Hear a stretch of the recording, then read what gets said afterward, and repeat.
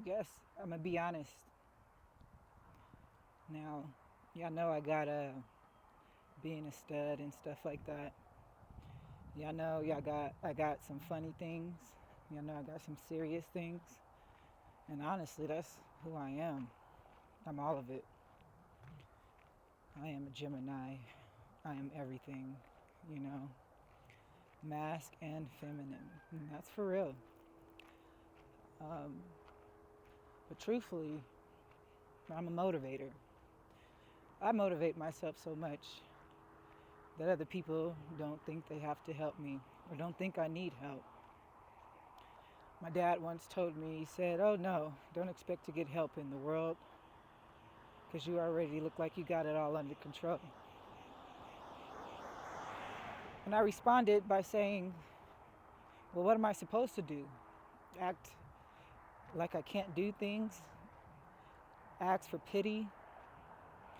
And he said, "Most do, but you don't. And because of that, people ain't gonna give you help when you ask." Now, growing up as a child, this is the same man who would walk by my house and tell me that he would come and see me after he gets from the liquor store. And then when he turns out of the liquor store, he walks the opposite direction so he wouldn't have to pass my house anymore. Growing up as a child, I had to fight in home and out of the house. Literally. My brothers and sister and my mother didn't like who my father was, so I got treated just like him. Got treated really bad because of that. And in the outside world, well, because I got treated bad inside, I was used to it. So I just thought I was just a person there to help. Maybe help people get their anger released. Help people get motivated to do something different in their life. I thought I was there to be a punching bag, and after getting punched, tell somebody, "Good uppercut. You really got my jaw. That was a good move." So nowadays, when I feel worthy, there's something in the back of my head that says, "You are not worthy." Well, so because I felt like I was unworthy, that's how I got treated for a very long time in my life. Unworthy, worthless. Um, I would have friends that would call me, so-called friends, and say, "You got 5 minutes to get ready if you want to come with us, if you want to party with us." But you could hear them in the back pre-gaming with everybody else. I had friends who would say, "Hey, can I come over? I miss you."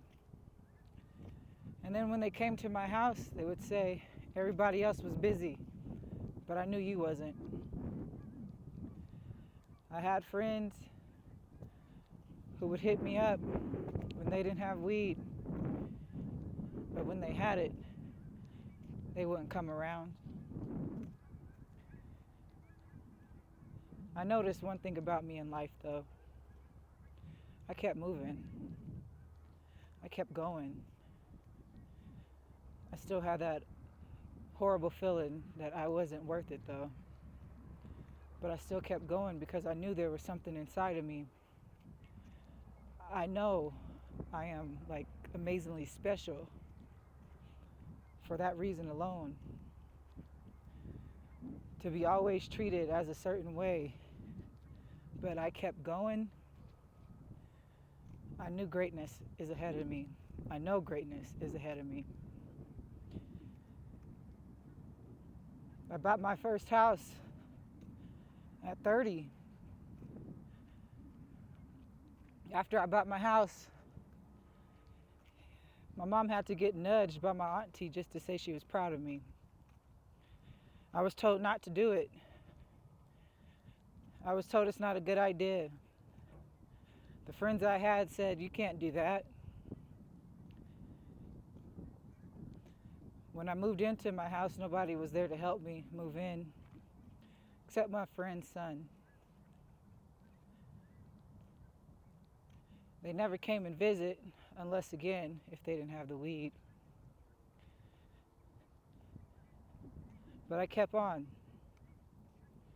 When I was younger and didn't have money to go places, they said, we're not inviting you because we know that you don't have money to go places. When I got older and got the money, I still didn't get invited. I had to notice that, man, what can I do? That's what I asked myself. What can I do to let my friends, help my friends call me? Is it possible that I'll ever have a group of friends? Well, I stopped drinking 8 years ago. My friend of 18 years and 23 years at the time said I got boring. They didn't want to really be around me because I stopped drinking. I was told not to stop drinking by my closest male friend of 23 years because I'm good with it. But I wasn't good with it. I was a functional alcoholic, but that's all I was. Functional. Not thriving, not striving, not doing anything best for me. Driving a bucket and cool with it. Living in an apartment and cool with it. But deep down, I knew I had to change. That's why I quit. It's only been about maybe 4 months, no weed, 5 months, no cigarettes. And I started eating a lot.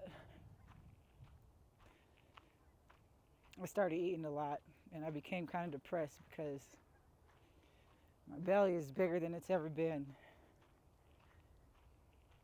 And I don't like looking that way. But in the last couple of days, I had to learn to love myself for who I am every day, at that day, in that time. Because if I can't love who I am, how can I ask anybody else to love me? If I can't love who I am, how am I going to get over this oral fixation that I have to put things in my mouth, food in my mouth, sweets in my mouth all the time? If I can't love me for me, then I'll fall into a depressed state, and I know it.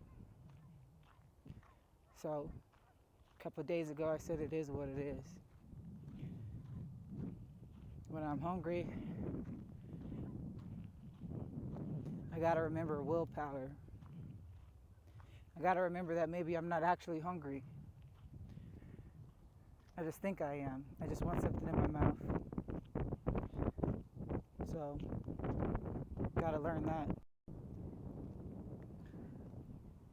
I finally got certified to become a life coach. Ever since I was younger, man, I believe now I wanted to hype people up because I always felt like I never got hyped up. I always felt that every endeavor I wanted to do, I got turned down, put down. You can't do that. You won't make it. Who do you think you are? So I believe in my soul today.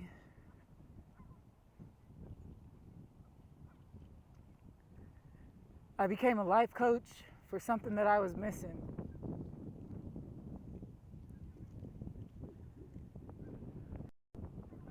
So I'm here. I'm here for whoever needs a coach. Because I've been through it. But I ain't done yet.